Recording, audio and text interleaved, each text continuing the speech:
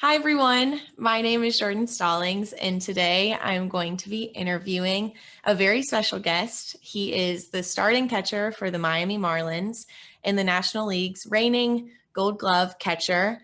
And most impressively, he is my brother, Jacob Stallings. Jacob, how are you doing today? I'm good. How are you? I'm great. Okay. So you and I are both currently in New York for the Marlins' third series against the Mets this summer. So I know you're short on time. So we're just going to go ahead and jump right into the beginning of your story, starting at Brentwood Academy, your high school sports career. When you think back to those 4 years, what is one highlight that really sticks out to you? Um, I would say probably if I had to pick one, it would be winning the state championship my senior year in baseball. But I certainly had some fun basketball memories playing with Brandon Wright, winning a couple of state championships there too. But winning the state championship my senior year in baseball was pretty special. I know that you pitched and it was a lot of stress in the family trying to determine if you were going to get hurt and if it was going to be too detrimental. But I've heard Yeah. that story many times. And you, like you said, ultimately excelled at both basketball and baseball, but you decided to commit to the University of North Carolina in Chapel Hill for baseball. Tell me about the feelings you experienced in your first practice. You arrive on campus and you're faced with the reality of the talent that really existed on that team.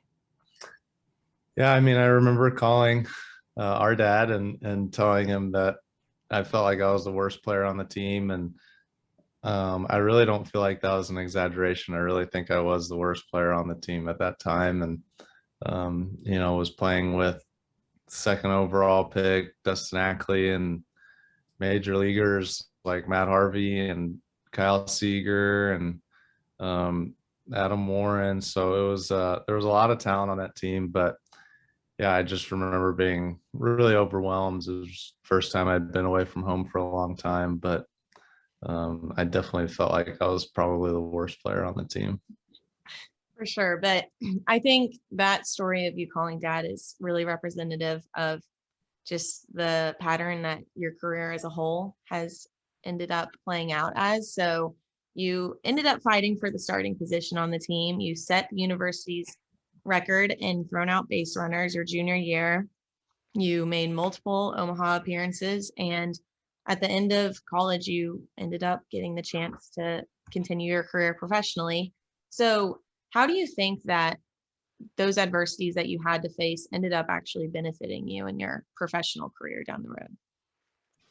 Yeah, I mean, I think that, when I was at North Carolina, I had to work really hard to just be good enough to get on the field. And, um, I think our parents, instilled really hard work ethic in us before that. But I think that just that in general was um, kind of a good stepping stone for me and what it was going to take for me to not only get on the field at North Carolina, but eventually reach the big leagues. And um, yeah, I mean, it's certainly hasn't been a straight line path for me, but yeah, I think it just taught me really how hard I was going to have to work to reach my goals.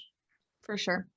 And I think I ask that because I know our parents, our whole lives, have kind of drilled the narrative into our head that the kids that have to work harder and don't have everything handed to them or who things are not a straight line for end up being better off on the other side. So I was just wondering how you thought that or thought how that has played out in your career. But you got drafted in the seventh round by the Pirates and you played a year in rookie ball.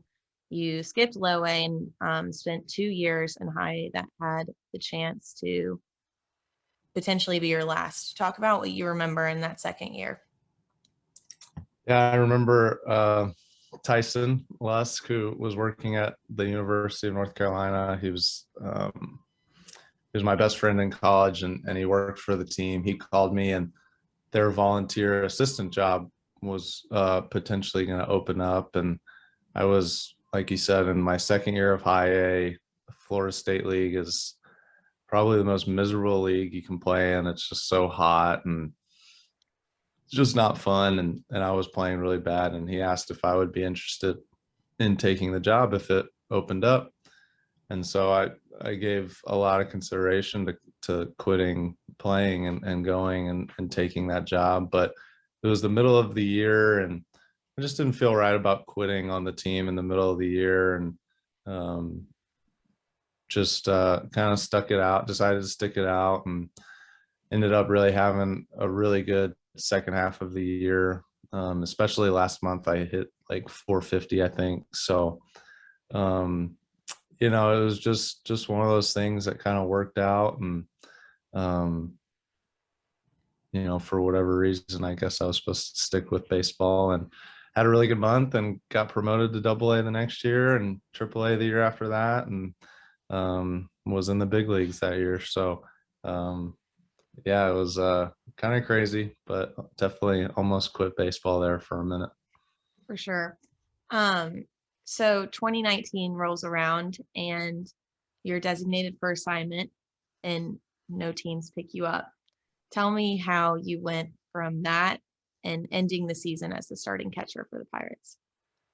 I think getting designated and then not getting picked up by anyone, because when I got designated, there were a few teams that needed a catcher because they had some injuries and that sort of thing. And I still didn't get picked up. And so it was kind of an eye-opening moment for me. Like, why does nobody want me, basically? So I kind of did some self-evaluating, and that's when I really dove into a lot of the defensive metrics and receiving specifically, and worked really, really hard to get better at it. And it became a huge priority in my game. And that year I made a lot of offensive strides too. So as the year went on, uh, Chris Archer and Joe Musgrove were seeing how hard I was working at receiving and how much better I was getting. And they always trusted my game calling. So they both requested that I catch them.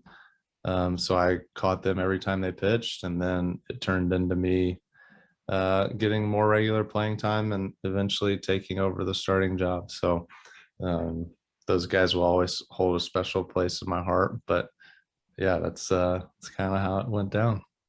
For sure. And speaking of starting to focus on the defensive metrics, um, you as a kid, you've said before that you used to dream of winning a gold glove, but you weren't sure if you would make it to the big leagues. But if that someone would hit for you, then maybe you could win a gold glove. Tell me when that dream in your professional career started seeming like it could be a reality. I think in 2019, when I started getting more playing time and defensive runs saved, I played about half the innings of most starting catchers in the league that year. And I ended up with, I think, 12 or 14 defensive runs saved, which was third in all of the big leagues. And um, when I saw that I was doing that kind of stuff with, receiving and everything, I thought maybe it was, I don't know how long I'll get to be a starting catcher, but maybe my window was right now. And in the pandemic season, I finished second. And so I came back in 2021. And I mean, that was just really what fueled me every single day. And, no matter what the score was, I knew I was still playing for the gold glove, and ended up winning it that year. And so it was pretty special. I get it. I haven't even gotten it yet. I get it next week. So I'm looking forward to that. And that'll be very exciting. I'm excited for you to be able to finally get it. And so I know that you changed your focus in that season. But there's a story about you that I really admire and was kind of shocked when I heard it that you had done this. But talk about how the email that you made and sent to the people at Sabre. Yeah. So Sabre is the metric that basically the Gold Glove and Rawlings uses to, well, that metric, and then also coaches vote. But I was interested to see like what kind of stuff they took into account for the Sabre metric system. So I just got online and found an email for somebody who worked at Sabre, and they email me back and like, oh yeah, let me connect you with our CEO. And so uh, he he eventually called me, and we probably talked for 15 minutes, and he just was kind of telling me what went into their metric, what goes into metrics in general. And because I didn't really know a whole lot about, I knew what the end results were. Like, if you throw guys out, you're gonna get credit for that, but what other stuff goes into it, what's weighted more heavily, and that type of stuff. So it's pretty funny. He kind of tweeted out that story after I won the Gold Glove, and I didn't even know if he would remember. And so it was pretty cool, and it was helpful too, because I knew kind of what kind of stuff went into the metrics and all that. For sure. That story really impresses me about you. I guess I just wouldn't expect you to go find an email somewhere, but it ended up working in your favor. You won Yeah. the Gold Glove, and our family all got together to watch the ceremony, I guess you could say, that they had on TV. And I had been texting you about it because I flew home from school to come and watch, and you just seemed so nervous. You were like, I don't know if you should do it. I don't know if you should fly home just in case I don't win. You were nervous about our family coming over to watch just in case you didn't win. But really, there was something else that was going on, and you and dad had been texting for a long time about the possibilities. But tell me about what happened, and everyone about what happened when we were watching on TV. Yeah, so I had already found out a couple of weeks beforehand that I had won, and but Rawlings and ESPN, they're very adamant about not telling anyone that you won, and because they don't want it to leak out. And they say don't tell your family or friends or anything like that. But um,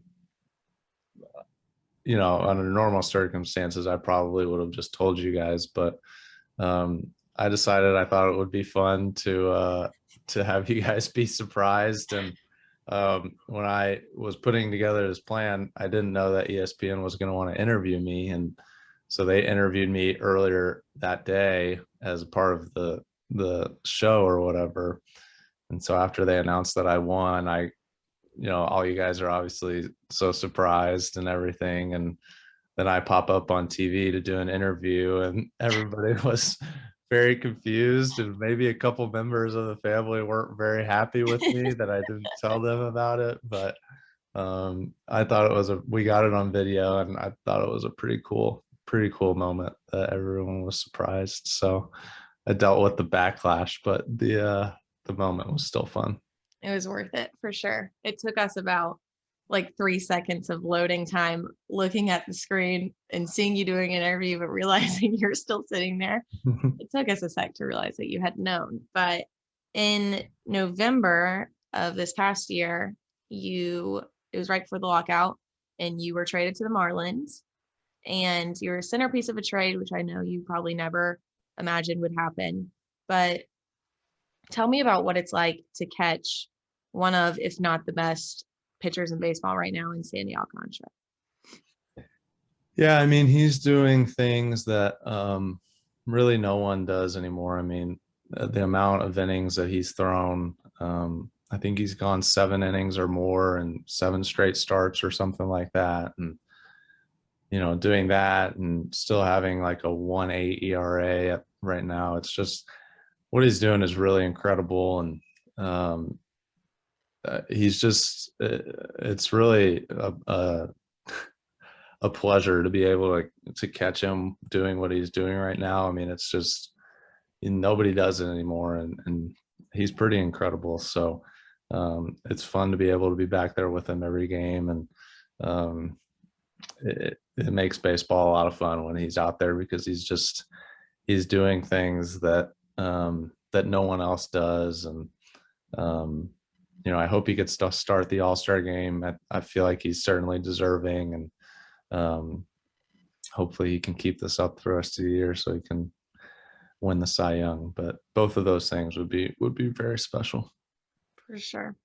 Well, I'm very happy for you that you're getting to experience all of this, and for not only the success that you've been able to have, but I think our family is way more proud of the person that you are, and you've always done things the right way, which makes us all very proud. So thank you so much for doing this today, Jacob. All right. Good luck in your game tonight. I'll be Thank seeing you. Yeah. Have Okay. fun with the kiddos here in a Oh, little I bit. will. I will. Thanks for doing this, Jacob. All right, no problem. Okay.